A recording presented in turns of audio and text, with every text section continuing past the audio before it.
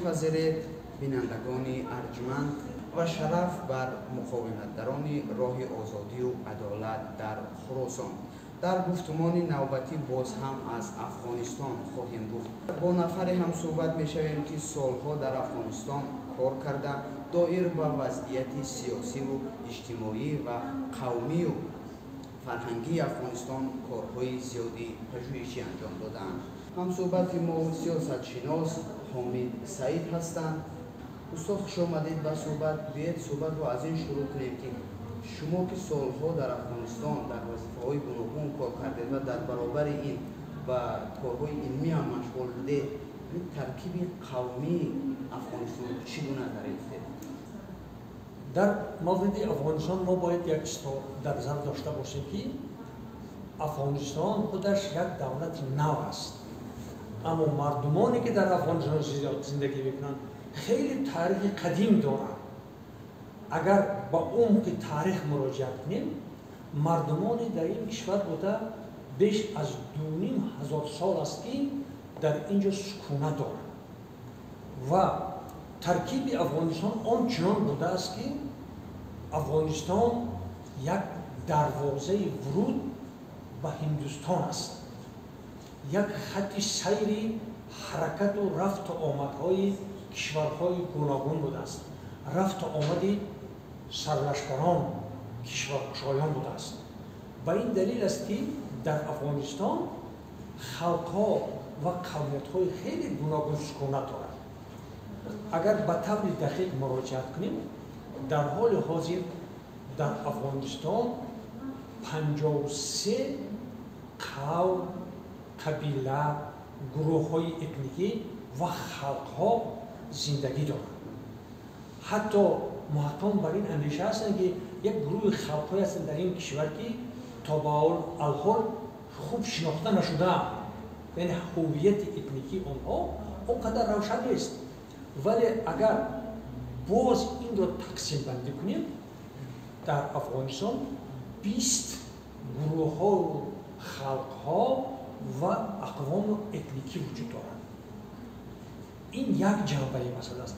ولی در مجموع اگر ما سخن در حدود خلق‌های اساسی این کشور بگوییم، کشور را افغانستان کشور 4 قوم میگویند. یعنی 4 قوم اساسی هستند: پشتون‌ها، تاجیک‌ها، هزاره‌ها و ازبک‌ها. در هر دور زمان همین‌ها با همدیگر یک ساختار دولتی رو در افغانستان با وجود آوردند که این رو ما امروز افغانستان استاد جان، در یک بحث دیگر که همیشه داغ سر این سال‌هاست که بحث و مناظره ادامه دارد، این بحث اکثریت و اقلیت. مثلا دیده می شود که اکثری سیاستمداران، عالمانی مثلا پشتون ادعا دارند که در اینجا پشتون‌ها اکثریتند. این در حالی هست که تا امروز اهالی افغانستان شمرده نشده است. با کدام اساس این دعوا میشه؟ فکر نمی‌کنم که در حال حاضر کسی نباشد که این موضوع را می‌خواهد که درست‌تر بفهمد. درست است یعنی همه توجه روی اون دارد که بالاخره افغانستان چی کشور است، کی اینجا اقلیت است، کی اکثریت است. اکنون اینجا باید یک مسئله برخورد علمی باید کنیم. به چه دلیل؟ هر یک دولتی که در دنیا با وجود می آید، آن را یک قوم یا یک خلق با وجود می آید. یعنی یک گروه اتنیکی هست که آن را میگن که گروه اتنیکی تشکیل کننده دولت. یعنی دولت ساز احسن. گروه اتنیکی دولت ساز. اگر از این نگاه برخورد کنیم، در حقیقت افغانستان یک کشوری است که توسط پشتونها شکل گرفته است. یعنی یعنی دولت را با وجود آوردن، اما این افغانستان نبود. حالا سال 1747 وقتی که احمدشاه درانی یک خانگری قندهار را با وجود دارد، هدف وی افغانستان نبود و یک گروه اتنیکی را با وجود دارد که ما در این حدود ما یک چی بسازیم، یک خانگری پشتونها را بسازیم. اما افغانستان رو ما باید اشتباه نگیریم. افغانستان یک محیط جغرافیایی هست که تاریخاً در حدود امروزه شهر کویت وجود دارد. شما اگر در خاطر دارید شهر کویت این کدام کشور است؟ پاکستان اصلا. و در اینجا میگویند که وقتی که افغانستان رو یک منطقه بود اونجا یک مرکز داشت. مرکزش مستون بود. این چیزی بسیار عجیب است که مرزی امروزه افغانستان از کویت با 500-600 کیلومتر دور است. خب استاد سر این مثلا می‌آییم که مثلا خط دیورند با مخالفت شد. ولی بحث امروز بله انا گپ هم سر همین می‌رود که در همین اساس نقطه نظر به غلطی با وجود آمد که گویا که همین افغانستان امروز رو قوم پشتو با وجود آورده است و اساس اکثریت اتنیکی آنها هستند. ولی در اصل چنین نبوده است. در 100 سال اخیر در افغانستان همین نقطه نظر در حقیقت درست که قوم پشتون همه وقت یک اکثریت بوده است. ولی شما ببینید در حدود امروزه افغانستان اگر شما اصل 11 تا 15 تمام شهرهایی که در اینجا هستند این شهرهای تاجیک نشین هستند. بیاید این از جا شروع میکنیم.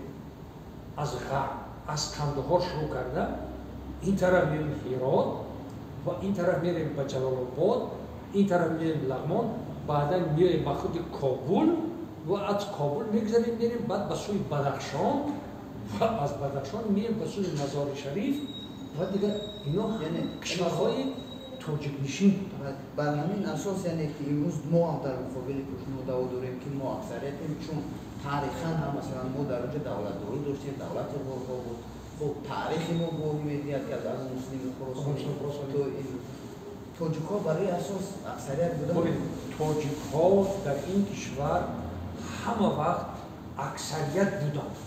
دلیل‌ها گوناگون است. ببینید ما در افغانستان هیچگاه و هیچ وقت سرشمار نفوس صورت نگرفته به طور علمی و درست.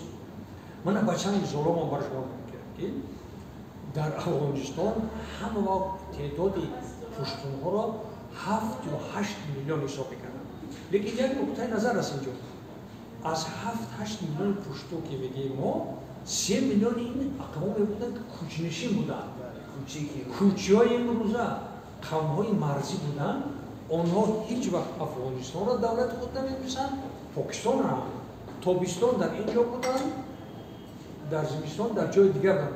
برای همین در تمام دور زمان در این حدود کشور افغانستان همگی در حدود 4 تا 5 میلیون پشتو زبان بوده است. در صورتی که در افغانستان وقتی که سال 1978 انقلاب به پیروزی میرسد ما 15 میلیون اهالی داریم. متوجه هستید؟ بعد ببینید چگونه در کشوری که قوم دیگر زندگی میکند چرا زبانی دری زبان دولتی این مملکت شما متوجه شدید؟ در تمام خود احمدشاه دورانی که دولت را با وجود آورد خانگری هم زبان دری بود، زبان دولتی این کشور. بعدا در عصرهای نو شما متوجه شد با اون دولت غوریان رو ببینید که دولت غوریان در عصر 11 که در اینجا با وجود آمد بعدا اینا رفتن در هندوستان دولت غوریان را بودن که 97 سال سلاله غوریان در این رهبر بودن. سوال هم همین جا است که اگر ما دعوا داریم که اکثریت چرا مثلا اکثرا به غیر از حبیب الله کلکانی و خود در عصر 20 آخر عصر 20 استاد برهان‌الدین روانی دیگر تاجیک‌ها در سر قدرت. بله این بسیار سوالی است که تقریبا همه را با خود توجه همه را با خود جلب می‌کند. همه گپ سر این می‌برد که در دولتی که با وجود آمده بود در حقیقت حاکمیت سیاسی در دست یک گروه‌های پشتو زبان بودند. این رو باید اعتراف کنیم. لیکن در اینجا در سطح حاکمیت میانه در سطح وزرا وکلا این همه تاجیک بودند. شما ببینید تمام شاعر تمام نویسنده که در عصرهای میانه در اینجا بودند همه این مردم فارسی زبان دری زبان بودند. گذشته از این ما در تاریخ بسیار خلق‌ها این حادثه را داریم. ببینید مثلا ترک‌ها در 9 عصر در آسیای مرکزی تا به ایران حاکم بودن. مغول ها چی؟ مغول ها لیکن اینها همه وقت اقلیت بودن. همه این اقلیت بودن، اونها در بین مردم با هم آمیخته شدن و خودشان زبان ملی خودشان کردن. اونها که با زبان مغولی به اینجا آمدن بالاخره زبان دری را قبول کردن و اکثر آنها که غیر مسلمان بودن بالاخره با این مسلمانی. بنابراین اون که در سر حاکمیت دولتی یک قوم ایستد، این معنا اون رو نداره که این اکثریت است. این بر اساس مثلا منطق تاریخی هم همینطور است. حاکمیت یعنی حاکمان نمیتونن که از اتنوس یک دولت نمایندگی کنن. مثل که این حادثه در روسیه هم بود، مثلا چند شاه روس نیمیست بودن. خیلی بعد استالین چی؟ بله استالین. بعد مثال دیگر من برای شما میگم. شما دولت عراق را بگیرید نظر. در دولت عراق 60% آن شیعه مذهب بود، ولی تمام نفر در رهبری اونجا سنی مذهب بودند. این وابسته به همون خصوصیت‌های مثلا قوم‌هایی هست که قابلیت جمع‌جویی دارند، قابلیت بسیار توجه آن دارند که حاکمیت سیاسی را به دست خود بگیرند. فهمیده؟ از این لحاظ در تاریخ افغانستان بعداً یک مسئله رو که درباره تاجیکان همین حدود با اینکه ما در داخل خاک افغانستان بودیم، همیشه ما تقسیم شده که بودیم. همین تاجیکان ببینید یک ایده ما در قسمت هندوستان ما، یک قسمت آن در افغانستان ما و قسمت آن در آسیای مرکزی مونده. ما پریشان شده بنابراین ندانستیم که یک دولت متمرکز جدی خودمان و آنکه ما مثلا سامانیان را داشتیم، دولت غوریان را داشتیم، در عصر 15 دولت کردهای اینجا را داشتیم و در ابتدای عصر 9 ما می‌دیدیم دولت تخاریان و صفاریان را داشتیم. بنابراین حادثه رو بود. ولی این که حاکمیت سیاسی موضوع تناسب حاکمیت سیاسی با گروه‌های اتنیکی در اکثر کشورها با هم موافقت کردن نمی‌توانند. حتی من یک مثال دیگر هم برای شما بگم. مثلا فرانسه، مگر ناپلیون فرانسوس بود که ناپلیون فرانسوی نبود، او قوم کورسیکی بود، لیکن در سر حاکمیت اینجا بود. این افاده کننده اونه بگه در فرانسه گروه‌های کورسیکی در سر قدرت بود. همین حادثه در تاریخ ما تکرار شده است. یعنی بر همین اساس بعضی از علمان ما هم ادعا کردن که این نظری که گفته میشه تاجیکان 1000 سال بعد سامانیان دولت میشن خطا است، چون مثالی که شما آوردید که اثر حاکمیت ترک بودن، اما اجتماع اساسا تاجیک بود، فرهنگ تاجیکی بود، زبان تاجیکی بود. به این اساس خب در مسئله گفتید که در افغانستان یا که ما عموما تاجیکان در طول تاریخ پریشان بودن. خب شما در افغانستان بودید، چه کار کرده، چی در منطقه‌های پشتو نشین، چی تاجیک نشین، عموما منطقه‌های گوناگون گفته می شود که در افغانستان تاجیکان یعنی به شکل واحد و یگانه زندگی نمی‌کنند، یعنی پریشان هستند و بر همین اساس یعنی همون دعوایی که میگن فدرالی کردن افغانستان راه نجات افغانستان است و سود تاجیکان نیست. خب از این میگذریم، ولی به هر حال همین طور است که تاجیکان سرجم یعنی یک منطقه واحد نیستند. ببینید ما از عصر 12 و این طرف یک جریان تشکل می‌یابد که پشتو زدایی گفته می‌گن. پشتونها از اون طرف از سمت کویت انسان بیشتر به سوی افغانستان می‌آیند. اینها که قوم بسیار گروه‌های اتنیکی گوناگون بودند و به شکل قوم و قبیله دیگر، اینا بسیار مردم جنگجو بودند. ببینید حاضر اگر شما در گردیز برید، گردیز پایتخت یکی از ولایت‌های پشتونشی پکتیا است. در اونجا در مرکز شهر سرپا تاجیکان بود. در جلال آباد بیاد برید، من جاهایی که بودم با چشم در اینجا اکثرش مردمی تاجیک هست و مردمی عرب ها هستند. جلال آباد ننگرهار، ولایت ننگرهار هستند. بعد طرف لغمان برن.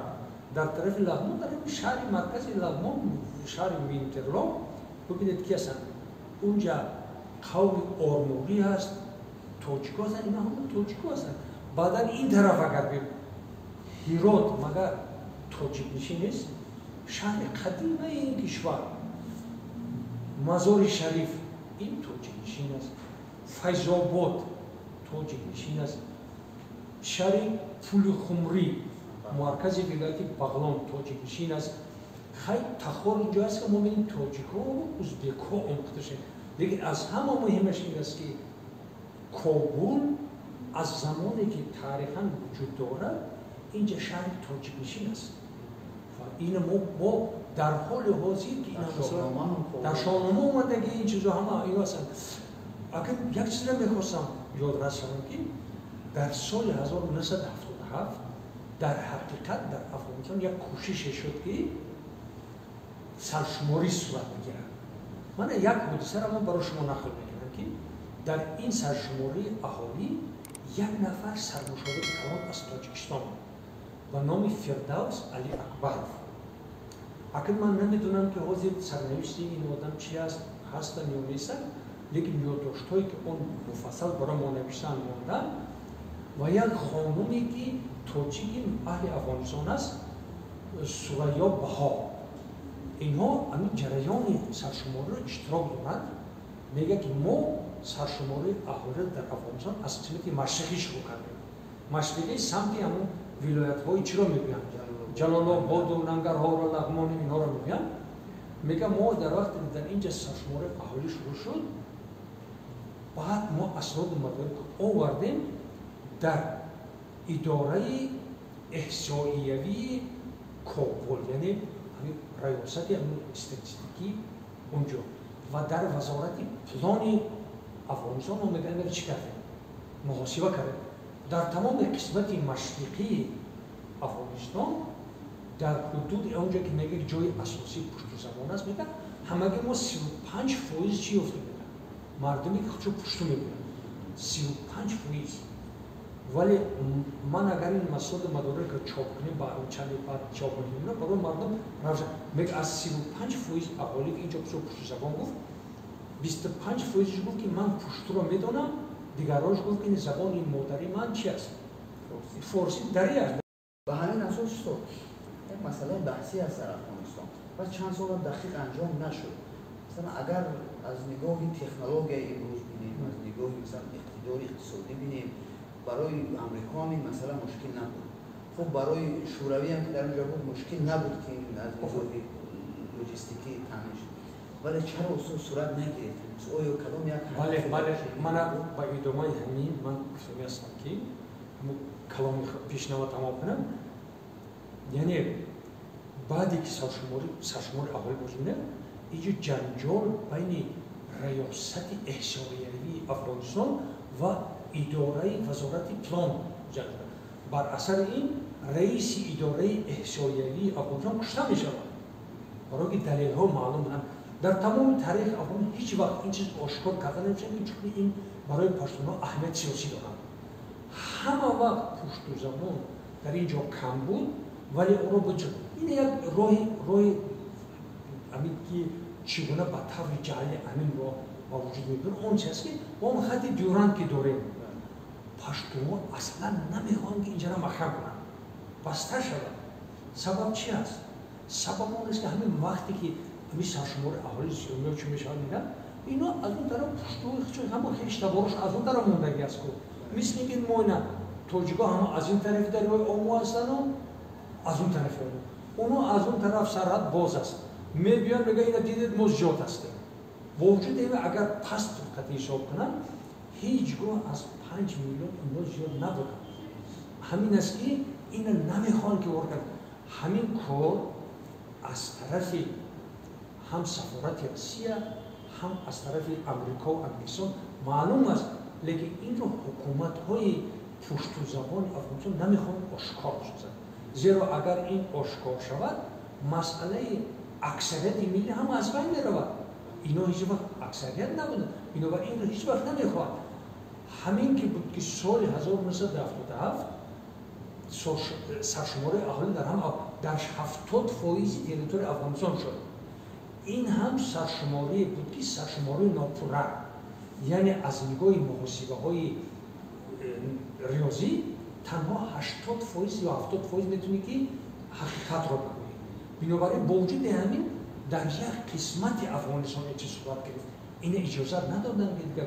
ولی یک چیز را من همچون شاهد من باید برای شما بگویم شما وقتی که سال 77 و 78 که دوام میگیرد در مثال شماری تمام میموند یک وقت انقلاب رخ میده انقلاب 28 اپریل سال 1977 شروع شد چیز انا اکنون همین حالت هم وقتی که شما میدونید که در اینجا پسر حزب خلق دموکراتی افغانستان وزیر قدرت نوآمد ترقی بود و بابرک کارمل بعدا اینها از مده بر اثر یک کودتایی که حفیظ الله امین کرد 5 سپتامبر باز بسر قدرت حفیظ الله امین یکی از همون پشتونگرایان سخت افغانستان است که میخواست که در حقیقت چه نشان بدهد اکثریت پشتون را شد سال 1979 ببخشید ما اونجا بودیم امین در ماه تقریبا ماه 16 نوامبر میفهمی که سال 1978 گفتن که امین اعلان داشت که در افغانستان ما سوسیالیسم میسازیم خیلی اندیشه داریم گفت که ما در 18 هست ما در افغانستان چی میسازیم سوسیالیسم میسازیم یک 200,000 چی داریم زمیندار داریم همیشه که داریم اونا رو میکشه فدرال نابود سوسیالیسم میشود با همین خاطر گفت که بیاد ما زودتر چی کنیم قانون اساسی افغانستان را قبول میکنیم و بیاد چی کنیم سرشماری نفوذ بگذاریم همین کار شروع شد بنده همچون مشاوری که بودیم در وزارت مدافعه افغانستان در اون جمهوری دموکراتیک افغانستان بزرگ داشتیم ما با حیث ناظر همچون نظامی رفتیم در ولایت پکتیا و پکتیکا حالت امنیتی رو تامین کردیم که چی گذرد سرشمار اهالی من با چی مشاهده رسیدیم ما همراه مشاهده در روسیه یک چیز رو مشاهده کردیم وقتی که سرشماری نفوذ اهالی شد مرزها همه باز شدن خط دیورند که باز است یک وقت دیدیم که در تمام ولایت‌های پکتیا و پکتیکا کوچه‌ها آمدن شما می‌بینید کوچه‌ها میان با این چادرهاشو در هر جا کرده در داخل ولایت پکتیکا ما در ماه نوامبر سال 1978 موافق معلوماتی که ما دقیق داشتیم در حدود همین ولایت در مجموع تا 250,000 اهالی بود اما سرشماری که آنها کردن یک چیز در حدود تا 400,000 نشان دادن اون وقت که ما معلومات خودمون رو با معلومات حسابی مقایسه می‌کنیم در این منطقه 150,000 تعدادی پشت زبانان نشان داده زیاد نشان داده است در ولایت پکتیکا همین حالت صورت گرفته و وقتی که این موضوع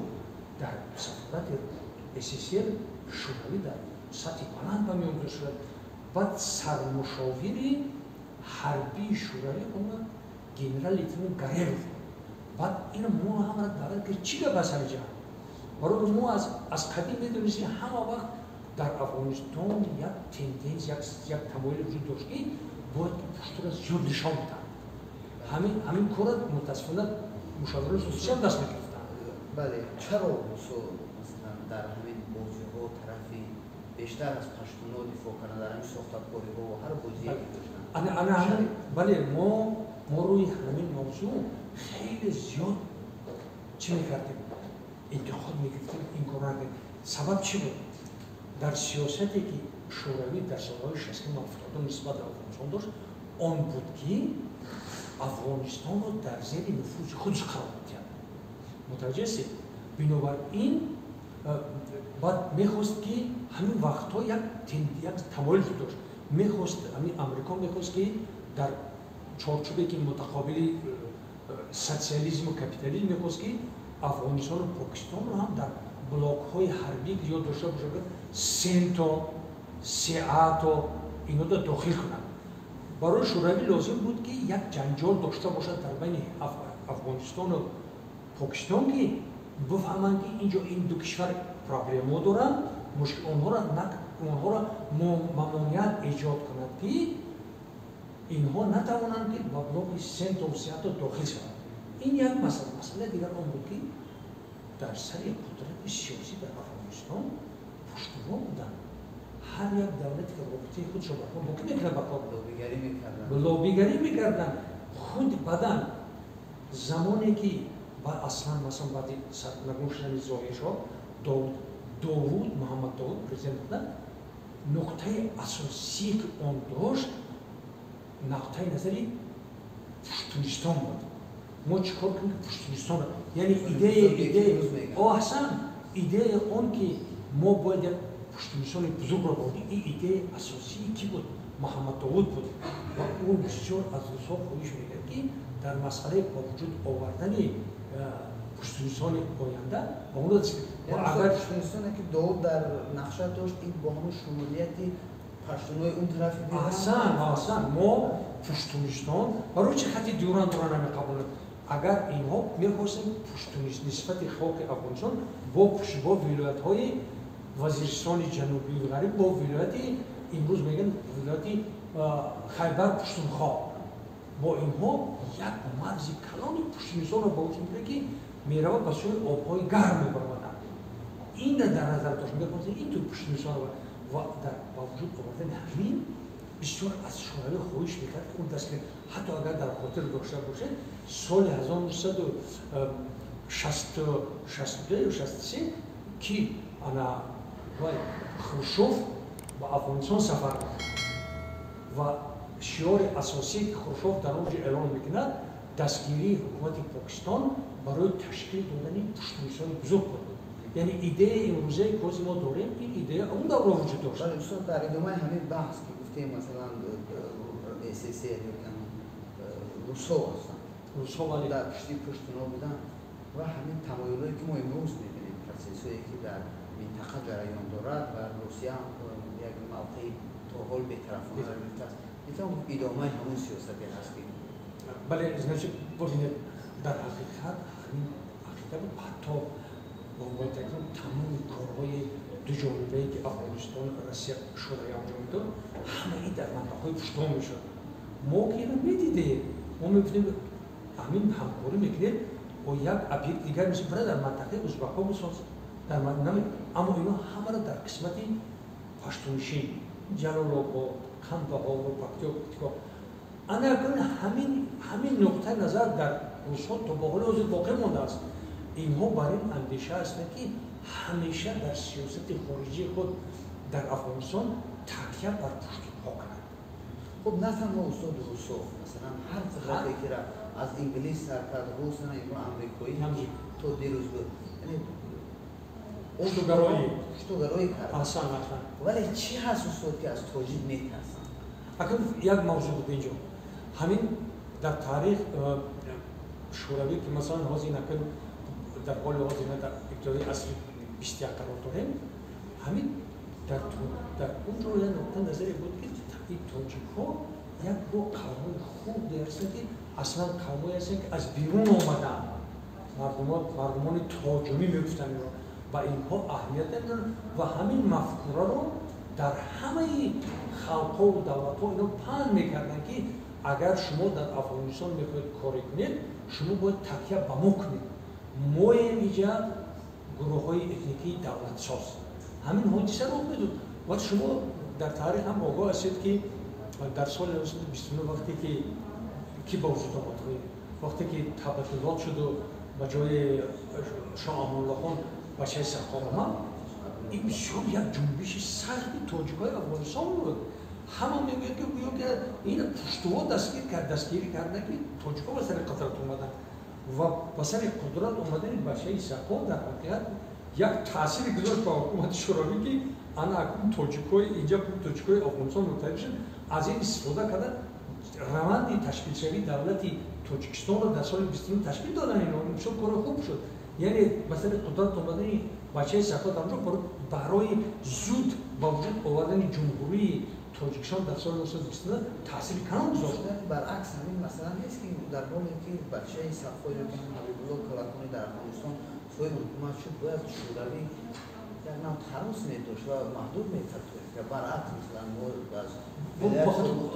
به خاطر چی کرد ما برای ما شما این دولت مستقل خود را دارین شما مرزاتون رو بگیرید محکم کنید شما با افغانستان کار نگیرید мурад аз ҳамкорӣ бо Афғонистон қатъ кард. Вале ин чиз мурад барои мо мустақилияти алоҳида дидед ки шумо давлати як ҷумҳурии автономӣ будед, ин давлати мустақил барои шумо ташкил кардем. Шумо давлати ҷудо аст, оно давлати ҷудо ҳастанд. ин хел мо марзҳои моро бисёр ҷудо кардананд дига. аммо ба сари қудрат омадани унҷа барои Тоҷикистон дар ташкил ёфтани ҷумҳурии мустақили дар соли 29 хеле таъсири калон дошт. дар чандин китобҳо ҳам ин нуқта зикр мешавад. So بیا برگردیم سر مسئله همین اختلافات قومی.